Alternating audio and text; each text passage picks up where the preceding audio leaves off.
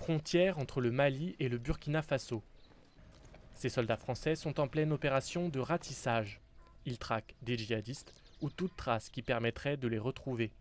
Pendant 15 jours début novembre, les soldats de l'opération Barkhane ont mis le cap sur la zone dite des trois frontières, entre le Mali, le Burkina Faso et le Niger. C'est une région qui est favorable à l'établissement de zones logistiques, de zones d'action des groupes terroristes.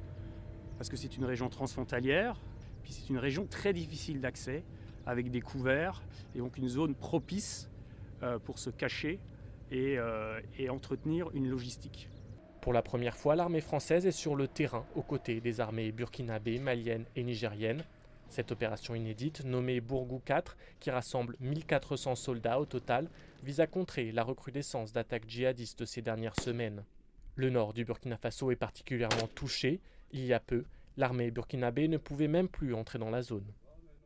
C'est très important pour l'armée d'être partout. Nous comptons vraiment montrer à la population que nous sommes présents, que nous sommes prêts à leur apporter notre aide et de nous battre à leur côté.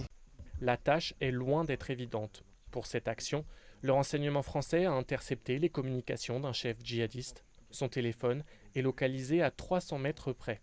Le stress monte, les militaires ont ordre de tirer sans sommation. Mais après 5 heures de marche, ils arrivent dans un village où tous les hommes ont fui.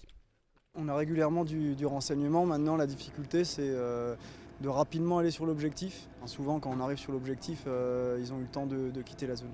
Les forces partenaires font face à un ennemi insaisissable qui se fond entièrement dans la population. Conséquence, pour l'armée française, chaque villageois rencontré est susceptible d'être djihadiste.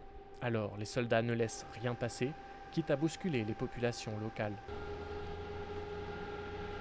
Malgré une différence abyssale de moyens, la collaboration entre armée française et armée sahélienne est donc impérative. Ils ont pas la même logistique que nous, ils n'ont pas le même matériel, mais c'est normal. Et par contre, ils ont une connaissance du terrain qui est extrêmement précieuse.